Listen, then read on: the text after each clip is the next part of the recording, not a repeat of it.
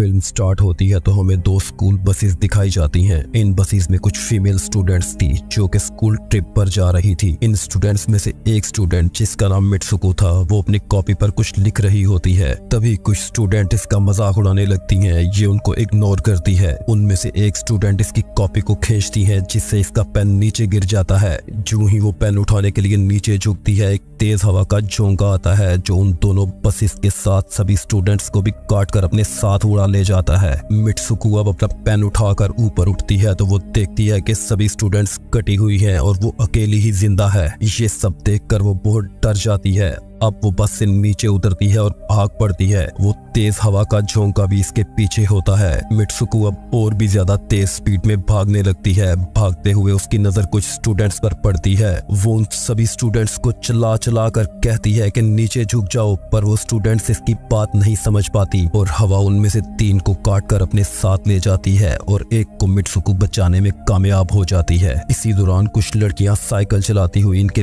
पास से गुजरती हैं। जिस लड़की को मित्सुको ने बचाया था वो उन साइकिलिस्ट को बचाने के लिए उनके पीछे भागती है, लेकिन वो हवा इस कदर तेज थी कि वो उन साइकिलिस्ट के साथ इस लड़की को भी काट देती है। मित्सुको फिर से अकेली रह गई थी। वो फिर से अपनी जान बचाने के लिए भागना शुरू करती है और भागते भागते एक नदी के पास पहुंच जाती है। उस नदी में इसकी नजर बहुत सारी डेड बॉडीज पर पड़ती है जिनको हवा ने काटा था। इसका चेहरा और सारे कपड़े ब्लड से भरे हुए थे, इसीलिए वो एक डेड बॉडी के कपड़े उतार कर पहन लेती है और अपने चेहरे को नदी के पानी से धोती है। अगले सीन में हम देखते हैं कि मित्सुको चलते चलते एक ऐसे एरिया में आ जाती है जहां पर बहुत सारी फीमेल स्टूडेंट्स स्कूल जा रही थी और उन स्टूडेंट्स का स्कूल यूनिफॉर्म इसके यूनिफॉर्म से डिफरेंट था, मतलब कि वो इसके स्कूल की स्टूडेंट्स नहीं थी। इसी दौरान एक लड़की इसके पास आती है और वो उसे कहती है कि ये तुमने अपना क्या हाल बनाया हुआ है। मित्सुको उस लड़की को कहती है कि तुम कौन हो। वो इसे कहती है कि मैं तुम्हारी बेस्ट फ्रेंड हूँ, लेकिन मित्सुको को कुछ भी समझ नहीं आ रहा था कि ये सब क्या हो रहा है। इसी दौरान तेज हवा चलने लगती है और मित्सुको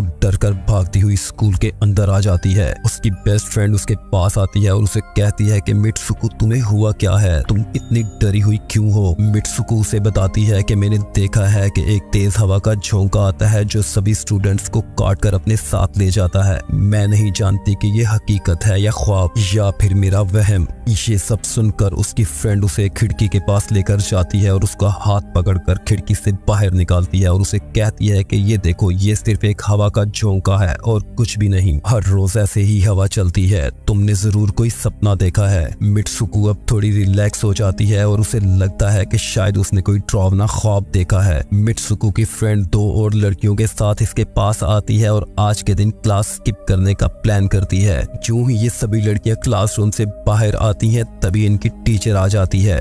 वो इनसे कहती है कि क्लास स्टार्ट होने वाली है और तुम सब कहाँ जा रही हो। ये सुनकर वो चारों लड़कियां वहां से भाग पड़ती हैं और भागते भागते वो एक लेक के पास आ जाती हैं। मित्सुको आज काफी फ्रेश और खुश दिख रही थी। ये सभी फ्रेंड्स अब लेक के किनारे बैठ जाती हैं। वहां मित्सुको की बेस्ट फ्रेंड उन लड़कियों के साथ इसके ड्रीम को शेयर करती है। तभी उनमें से एक लड़की जिसका नाम सू होता है वो इनसे कहती है कि हो सकता है कि ये ख्वाब नहीं हकीकत हो, क्योंकि उसके हिसाब से मल्टीपल यूनिवर्स एग्जिस्ट करता है जहां उनके ही मिरर वर्जन दूसरे यूनिवर्स में जी रहे हैं। वहीं उनका फ्यूचर ऑलरेडी डिजाइन कर दिया गया है जिसे तभी बदला जा सकता है जब वो ऐसा कुछ करे जो बिल्कुल भी प्रिडिक्टेबल ना हो।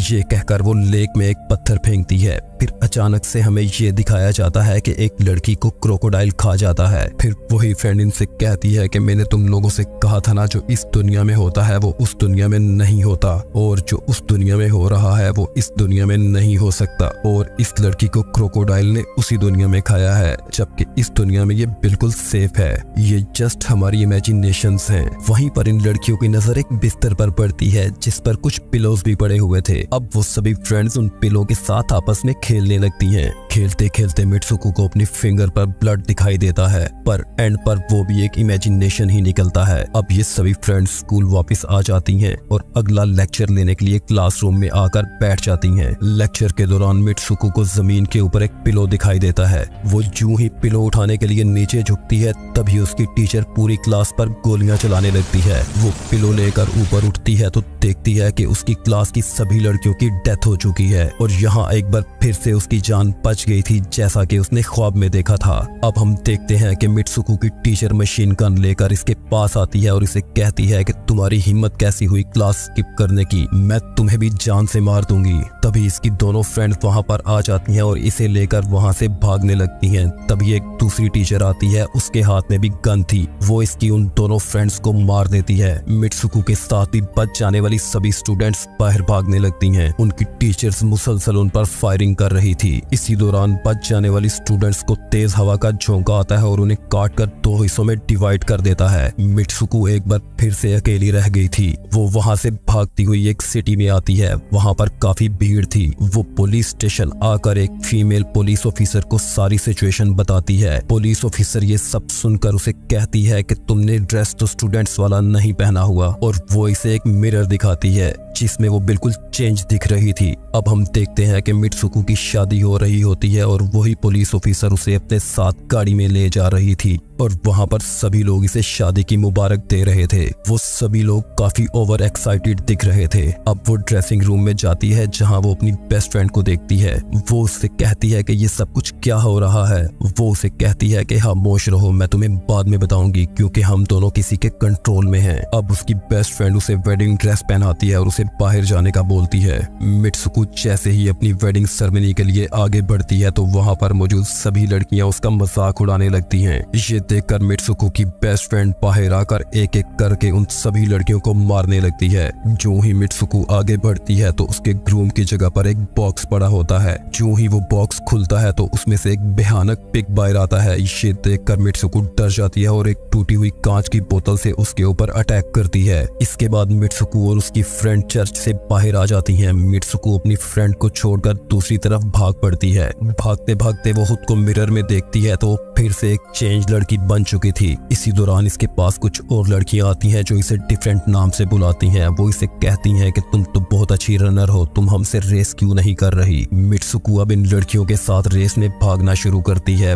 भागते भागते इसे अपनी स्कूल की डेड फ्रेंड्स भी नजर आने लगती हैं जो कि स्कूल में मारी जा चुकी थी। इसकी बेस्ट फ्रेंड भी वहां पर आ चुकी थी। भागते भागते ये दोनों नोट करती हैं कि जिन लड़कियों को इन्होंने चर्च में मारा था वो भागती हुई इनकी तरफ आ रही हैं। उन्हें देखकर ये डर कर वहां से भागना शुरू करती हैं। भागते भागते रेसर से कहती हैं कि तुम इस दुनिया से कहीं और चली जाओ। वो भागते भागते एक वीरान जगह पर आ जाती है। वहां पर कुछ स्टूडेंट्स होती हैं जो कि स्कूल यूनिफॉर्म में थी। वो सभी अब मित्सुको के पास आती हैं और उसे कहती हैं कि हम सब मरे हुए हैं और हम तुम्हारी भी जान ले लेंगे। इसी दौरान इसकी बेस्ट फ्रेंड वहां पर आ जाती है और इसे कहती है कि अपना नाम बार बार लो। अब वो भागते भागते मुसलसल अपना नाम ले रही होती है। वो फिर से असल मित्सुको के रूप में आ जाती है। अब इसकी बेस्ट फ्रेंड मित्सुको के दोनों हाथ पकड़ती है और अपने बाजू में लगी हुई वायर्स इसे दिखाती है और वो मित्सुको को बोलती है कि इन वायर्स को खींचो ताकि मैं वापस अपनी दुनिया में आ सकूं। मित्सुको वो वायर्स नहीं खींचना चाहती थी क्योंकि वो उससे बहुत प्यार करती थी। उसे लगता था कि ये वायर्स खींचने से इसकी जान न चली जाए, लेकिन उसकी बेस्ट फ्रेंड वो वायर्स खींचने पे बहुत ज्यादा इंसिस्ट करती है। मित्सुको जो ही वो वायर्स खींचती है तो उसकी फ्रेंड की बॉडी के 2 पार्ट्स हो जाते हैं और उसके दोनों पार्ट्स के मिड में उसे एक गेट दिखाई देता है।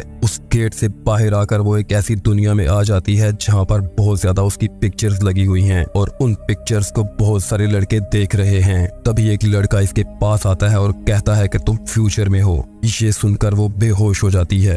वो अब एक ऐसी जगह पर होश में आती है जहां पर एक बूढ़ा शख्स गेम खेल रहा था। वो आहिस्ता आहिस्ता चलती हुई उस बूढ़े शख्स के पास जाती है। वो गेम जो बूढ़ा शख्स खेल रहा था उसमें मित्सुको को वही कैरेक्टर्स नजर आते हैं जो कि वो पहले बन चुकी है। वो बूढ़ा शख्स इसे कहता है कि तुम तो बहुत पहले मारी जा चुकी थी, ये गेम मैंने बनाई है और मैं ही तुम लोगों को कंट्रोल कर रहा था।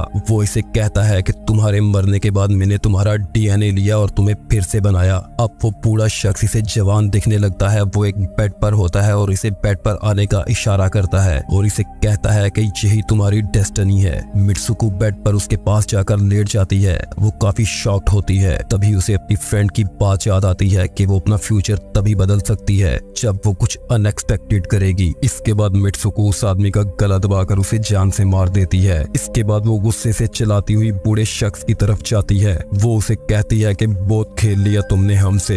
ये कहकर वो उसकी स्टिक उठाती है और अपने पेट में घुसा देती है और वहीं पर इसकी डेथ हो जाती है।